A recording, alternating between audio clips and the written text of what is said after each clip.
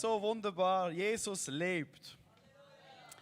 Halleluja. An Karfreitag, letzten Freitag hatten wir eine bewegende Worship Night hier in der Halle, in der wir gefeiert haben oder uns erinnert haben, dass Jesus für uns am Kreuz gestorben ist. Und wir haben betrachtet, was Jesus durchgemacht hat, dass er all das Leid, die Dunkelheit, die ganze Gottverlassenheit dieser Menschheit auf sich genommen hat.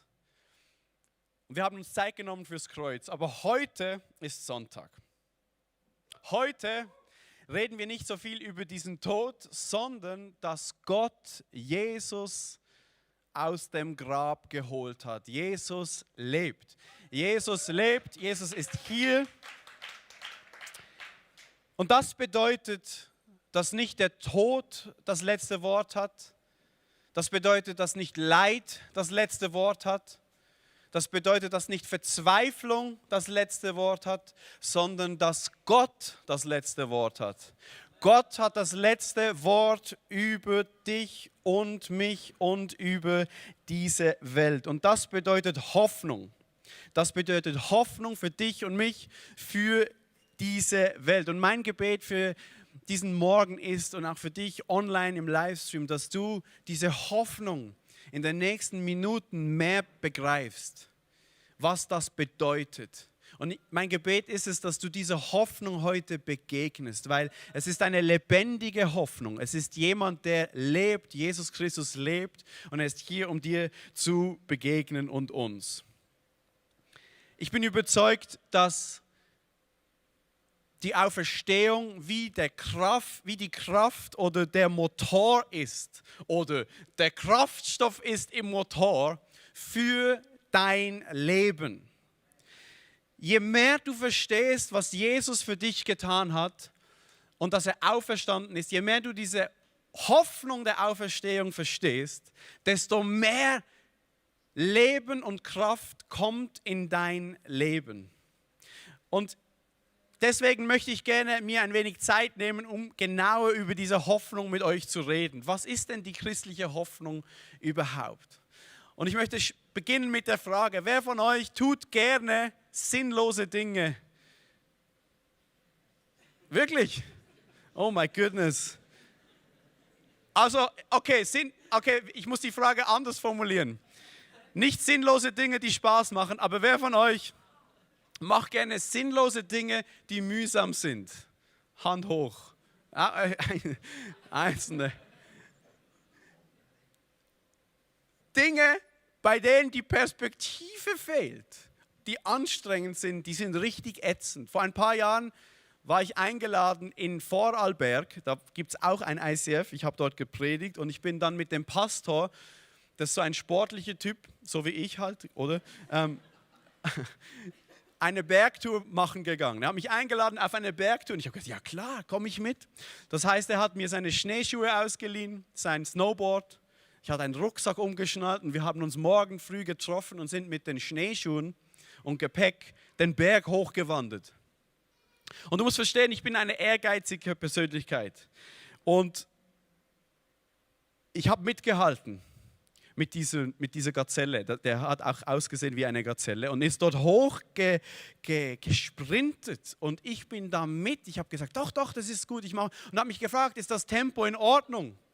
Ja, kein Problem. Lasst uns weitergehen. Und ich bin dort hoch und so nach ein paar Minuten und nach einer Stunde spätestens haben meine Beine, meine Oberschenkel begonnen zu brennen. Ich muss dir sagen, ich hatte am nächsten Tag den schlimmsten Muskelkater meines Lebens. Der war so schlimm, dass ich in dieser Nacht nicht richtig schlafen konnte. Weil jedes Mal, wenn ich mich gedreht habe oder bewegt habe, habe ich aufgeheult vor Schmerz. Es war wirklich ganz übel. Ich glaube, ich habe mich verletzt oder so. Ja, es war wirklich schlimm. Am nächsten Tag, ich konnte nicht mehr richtig Auto fahren. Ich musste meine Beine an den Hosen hochziehen, ins Auto heben. Und wieder raus und es war wirklich übel. Ich hatte so einen Muskelkater und während ich dort den Berg hochging und der Schweiß geht mir übers Gesicht, kommt die Frage hoch, was mache ich hier überhaupt? Was soll das Ganze? Warum diese Anstrengung? Warum diese Tortur? Und es gibt 3 Dinge, warum sich diese Wanderung gelohnt haben. 3 Dinge. Erstens, die Aussicht oben auf dem Berg. Zweitens, die Abfahrt, das war auch ganz toll. Aber drittens war es in dieser österreichischen Skihütte ein Germknödel. Weißt du, was ein österreichischer Germknödel ist? Weiß das jemand? Ich habe noch nie in meinem Leben etwas Besseres gegessen, weil ich war fix und fertig. Das ist so ein gedämpfter Hefekloß und in der Mitte in diesem Teig ist so eine dickflüssige Pflaumenmussoße und auf diesem Hefekloß ist geschmolzene Butter mit Vanillesoße und Zucker und so Mohn und Zimt und ich habe das gegessen und da kam Leben in meinen Körper rein. Ich hatte noch nie so eine Freude an Essen. Und es gab mir so Leben und Energie, dass ich die Aussicht wieder neu genossen habe. Die Abfahrt, das war das beste Erlebnis ever. Und auch wenn ich diesen Muskelkater hatte, hat sich das wegen dieser 3 Dinge gelohnt. Und ich würde es heute nochmals machen. Es muss einfach einen Germknödel da geben, da oben. Warum erzähle ich dir diese Geschichte? Ich glaube, die Auferstehung von Jesus Christus ist wie der Germknödel an einer Bergtour für deinen christlichen Lebensweg. Das gibt dir Perspektive und Energie. Und wenn du verstehst, was die Auferstehung für dich bedeutet, machst du all das, was du durchgemacht hast, nochmals. Weil du eine neue Perspektive hast, weil es dir Energie gibt. Und ich habe gedacht, es ist ein guter Moment an Ostern, um mal im Detail über die Hoffnung der Auferstehung zu reden. Weil ich denke, viele Christen haben die Tiefe dieser Bedeutung nicht richtig ergriffen. Ich möchte provokant jetzt beginnen und sagen, wenn wir die neutestamentlichen Autoren heute befragen könnten, die wären jetzt hier Paulus, Petrus oder Johannes und die wären jetzt irgendwie lebendig und ich könnte mit denen reden, ich würde sie jetzt interviewen und ich würde sie fragen, was ist denn die christliche Hoffnung? Dann würden sie sagen, kein Germknödel, Matthias. Nein, Spaß. Sie würden Folgendes sagen. Sie würden nicht sagen, die christliche Hoffnung ist, dass du, wenn du eines Tages stirbst, dass deine Seele dann im Himmel landet. Keiner der Autoren würde das zur Antwort geben. Und ich weiß, das provoziert jetzt ein wenig und das ist bewusst so gewählt, weil das ist Teil der christlichen Hoffnung. Teil der Hoffnung, dass wenn du stirbst und zu Jesus gehörst, dass du nicht stirbst, dass du ewiges Leben hast und bei Gott bist. Aber das ist eine verkürzte Darstellung der Auferstehungshoffnung von Jesus Christus, die uns entgegenkommt. Ich möchte gerne über die erweiterte Hoffnung mit euch sprechen heute Morgen. Ist das okay? Also, jetzt gibt es einen kurzen theologischen Deep Dive in die Auferstehungstheologie des Neuen Testaments. Weil es ist wichtig, dass wir das verstehen. Christliche Hoffnung ist nicht einfach Optimismus. Optimismus ist gut und einige von uns würde Optimismus ein wenig gut tun. Also nichts gegen Optimismus, aber Optimismus ist sozusagen, ich hoffe, dass morgen schönes Wetter ist. Und ich habe jetzt dann Urlaub, ich hoffe, dass meine Kinder nicht krank werden, dass wir den Urlaub genießen können. Und das ist meine Hoffnung und meine Zuversicht, dass es gut kommt. Aber es beruht auf einem Gefühl. Christliche Hoffnung beruht nicht auf einem Gefühl. Christliche Hoffnung ist nicht einfach Optimismus, sondern christliche Hoffnung ist der Glaube an einen Gott, der diese Welt gemacht hat und seinen Sohn Jesus Christus als Ersten von den Toten auferweckt hat, als Zeichen, dass er mit dieser zerbrochenen Welt nicht abgerechnet hat, sondern eine neue Schöpfung beginnt. Eine neue Schöpfung ist die Hoffnung von Christen, vom Neuen Testament, vom Alten Testament. Ich möchte nur 2 Beispiele aus der Bibel nennen. Zum Beispiel die allerletzte Szene in der Bibel, Buch der Offenbarung.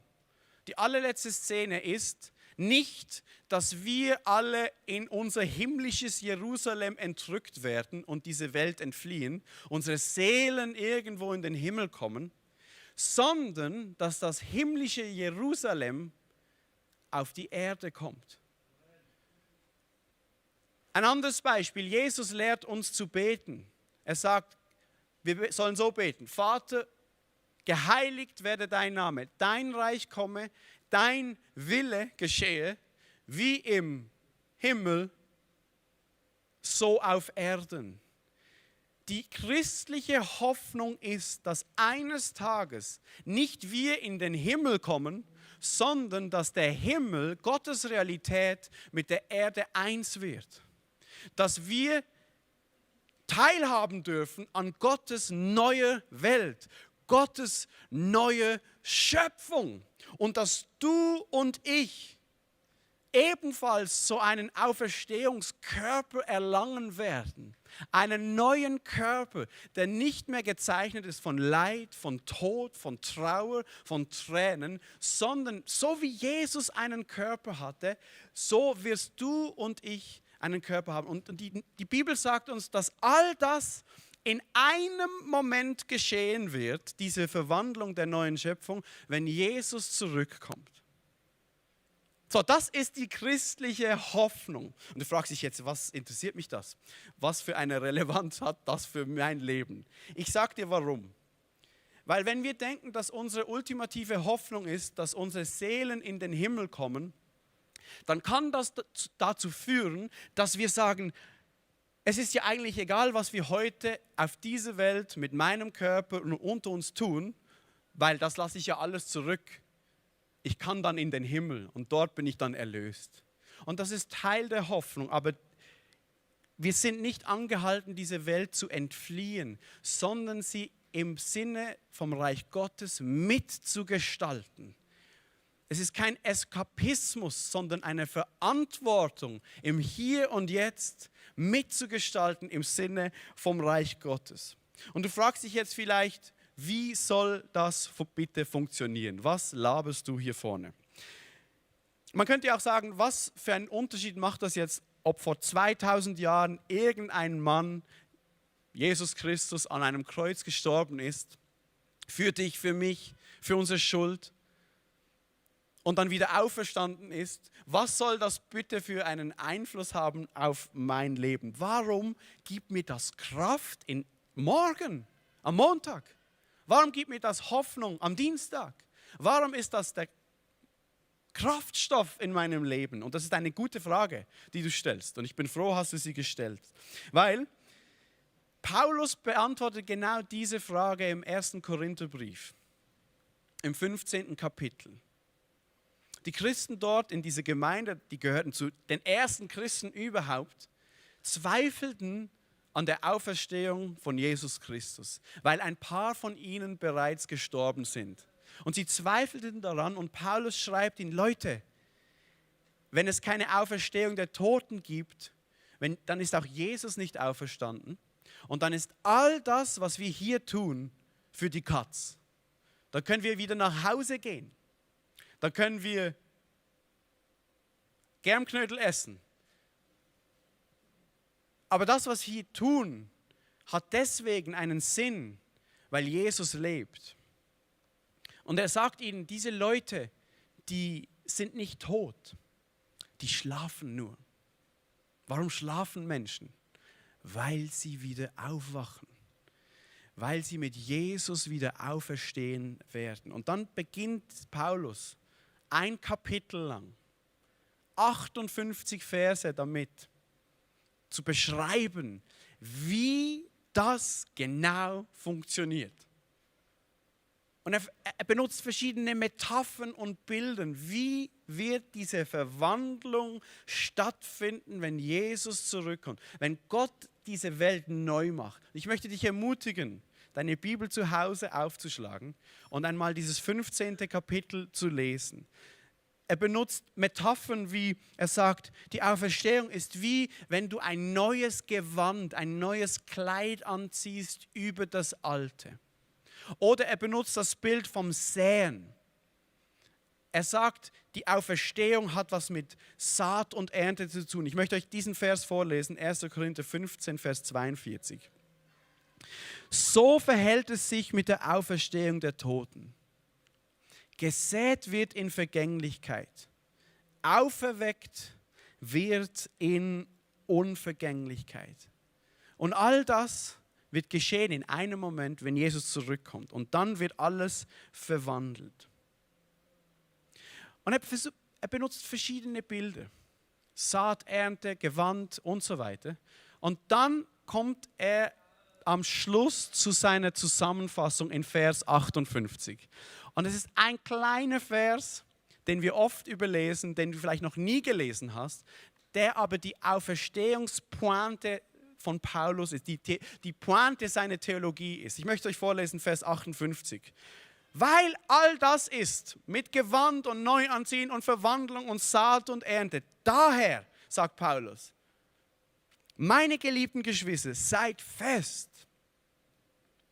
unbeweglich, alle Zeit überströmend in dem Werk des Herrn, da ihr wisst, dass eure Mühe nicht vergeblich ist im Herrn.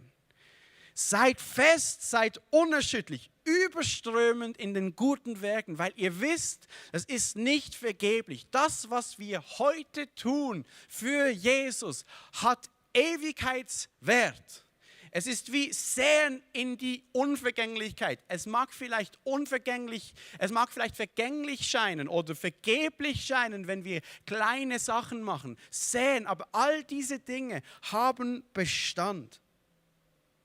Und man könnte jetzt sagen, ja, warum hat das Bestand, was ich jetzt in meinem Körper mache, in dieser Welt, wenn Gott sowieso alles neu macht? Was spielt das für eine Rolle, was ich jetzt tue? Und das ist auch eine gute Frage. Das ist eine gute Frage. Und Paulus würde sagen, ja, es wird alles neu. Aber das Alte, das, was wir jetzt tun, hat einen Einfluss auf die Zukunft. Ein Samenkorn hat auch nichts mehr viel damit zu tun mit der Pflanze und der Frucht, die entsteht. Die sieht komplett anders aus, aber das Samenkorn ist nicht unwesentlich, versteht ihr? Sondern unglaublich wichtig. Das, was gesät wird, wird verwandelt in das Neue.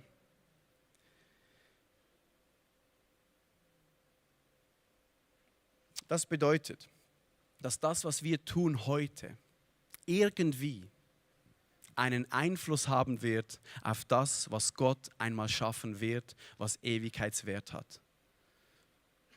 Wie genau funktioniert das? Ich weiß es nicht.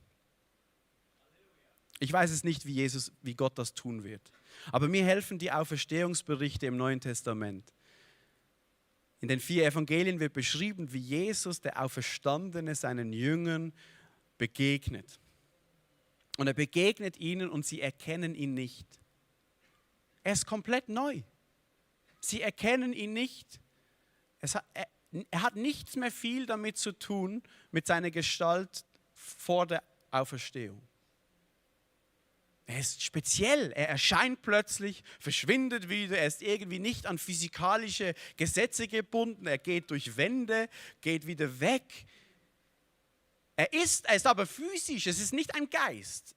Er ist mit ihnen, sie können ihn anfassen. Und oft beim Essen gehen ihre Augen auf und sie erkennen Jesus. Und es gibt eine Kontinuität zum alten Jesus. Zum Beispiel erkennen sie seine Wunden an den Händen und an den Füßen. Sie erkennen ihn wieder. Es gibt etwas, das vom Alten ins Neue mit einbezogen wird und trotzdem ist Jesus ganz neu. Und jetzt kommt der springende Punkt. Seid ihr noch wach? Jesus wurde nicht wiederbelebt. Jesus ist auferstanden. Das ist ein Unterschied. Jesus ist kein Zombie. Verstehst du? Lazarus starb und wurde wieder auferweckt. Jesus wurde verwandelt.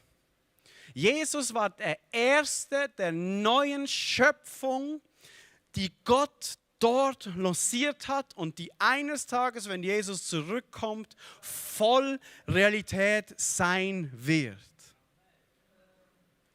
Das ist der entscheidende Clou. Ob du verstehst, was du mit deinem Leben jetzt diesbezüglich tun kannst, weil du und das um dich herum wird eines Tages verwandelt werden. Das, was du tust, wird mit einbezogen werden. Wie das funktioniert, ich weiß auch nicht, wie die Auferstehung von Jesus funktioniert hat. Keine Ahnung. Der wurde nicht irgendwie wiederbelebt, der wurde verwandelt in eine neue Schöpfung. Und so, sagt Paulus, werden deine guten Werke mit einbezogen. Das heißt, jedes Mal, wenn ich in der Welt etwas tue, was der zukünftigen Welt entspricht, wird Gott das mit einbeziehen. Wie? Ich weiß es nicht. Aber gut, dass er es tut. Jedes Mal, wenn ich jemandem in Liebe begegne, dann sehe ich. Jedes Mal, wenn ich jemandem diene, dann sehe ich. Jedes Mal, wenn ich jemandem helfe, dann sehe ich. Jedes Mal, wenn ich Erbarmen zeige, sehe ich. Jedes Mal, wenn ich etwas tue, was der Bergpredigt entspricht, dann sehe ich. Wenn ich jemandem zu essen gebe, der Hunger hat, dann sehe ich, auch wenn es vielleicht vergeblich ausschaut und ein Tropfen auf den heißen Stein ist, es hat einen Ewigkeitswert. Jedes Mal, wenn ich jemanden kleide, der nackt ist, sagt Jesus, dann sehe ich. Jedes Mal, wenn ich jemandem begegne in Liebe, wenn ich jemanden besuche im Gefängnis, wenn ich jemanden tröste, dann sehe ich. Jedes Mal, wenn ich großzügig bin, wenn wir beten, wenn wir zusammenkommen, so wie jetzt, hat das einen Einfluss. Wir sehen, wir investieren und Gott wird das, was wir tun, verwandeln und mit einbeziehen. Und das ist das größte Abenteuer, das es gibt. Jedes Mal, wenn wir gastfreundlich sind, wenn wir ein Kind aufnehmen ohne Zuhause, jedes Mal, wenn wir Gutes tun, wenn wir Leute in seinem Willen behandeln, hat das Ewigkeitswert. Und ich glaube, Paulus würde dir heute sagen und uns heute sagen, ICF Basel, Jesus lebt. Aber er lebt nicht einfach, dass du, wenn du stirbst, in den Himmel kommst, sondern er lebt, um dir vorauszugehen, damit du heute feststehst, brennend bist für ihn, lebst für ihn, dich investierst für sein Reich, investierst für Menschen. Er will dir sagen, Jesus Nachfolge lohnt sich. Auch wenn sie vielleicht unscheinbar wirkt und bedeutungslos aussieht oder ein Tropfen auf den heißen Stein ist, Gott wird das nehmen und verwandeln. Das, was du im Verborgenen tust, wird sichtbar sein in seinem Reich. Du tust es nicht für Menschen, du tust es für Gott. Ich möchte euch ermutigen und uns als ICF Basel, Jesus lebt. Und das heißt, es gibt Unvergängliches, es gibt ewig Währendes. Und wir dürfen jetzt schon Teil sein davon, jetzt schon diese Welt mitgestalten. Jetzt schon Menschen lieben, jetzt schon dienen, jetzt schon seinem Reich gemäß handeln. Und es hat Einfluss auf das. Und ich möchte gerne beten zum Schluss, dass du diese Auferstehung von Jesus erlebst. Dass es Kraft bedeutet für dich, Liebe bedeutet für dich, dass du erfüllt bist mit dieser Hoffnung. Dass es einen Unterschied macht, was du tust mit deinem Körper, was du tust mit anderen Menschen. Dass wir angesteckt werden von dieser Hoffnung, dass Jesus hier ist und uns einlädt, ihm nachzufolgen. Vater, ich danke dir für diesen Morgen. Ich danke dir für die Kraft, deines Heiligen Geistes. Ich danke dir, Jesus, dass du lebst. Dass du uns vorausgegangen bist. Und ich bitte dich jetzt, Vater, komm du mit deiner Kraft, mit deiner Erfrischung. Erfüll du uns. Heiliger Geist, wir geben dir Raum, dass du uns Perspektive schenkst, dass du uns Mut gibst,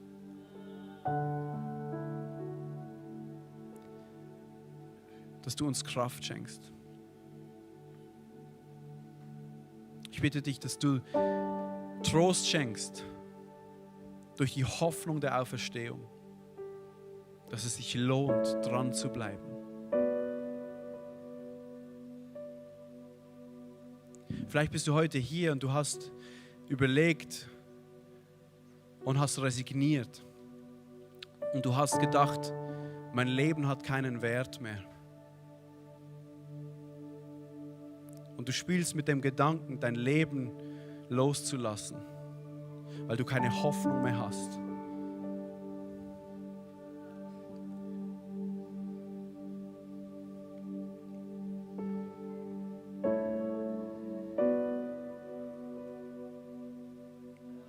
Ich möchte dir zusprechen, du bist wertvoll und es ist gut, dass du da bist. Und Gott sieht dich, auch wenn vielleicht Menschen dich nicht mehr sehen und du dich alleine fühlst in deinem Schmerz. Gib nicht auf.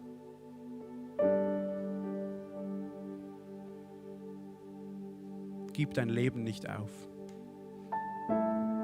Es ist ein Geschenk Gottes.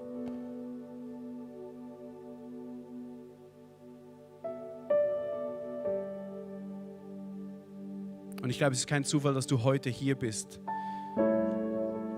weil du das hören musst.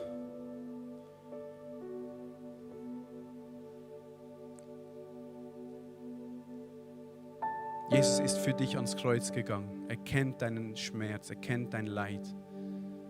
Und er hat Hoffnung für dich. Nicht deine Depression, nicht dein Leid haben das letzte Wort. Gott hat das letzte Wort. Nicht deine Krankheit, nicht dein Gebrechen, nicht deine Situation haben das letzte Wort. Gott hat das letzte Wort. Und er hat Hoffnung für dich, Hoffnung für deine Familie. Vielleicht bist du hier und deine Kinder gehen nicht mehr mit Gott. Gott ist der Gott, der Menschen nachgeht, deinen Kindern nachgeht. Auch wenn du vielleicht die Hoffnung aufgegeben hast, es gibt Hoffnung. Es gibt Hoffnung. Ein Neuanfang ist möglich. Vater, ich bitte dich, dass du das in unser Herz jetzt versiegelst. Diese Hoffnung.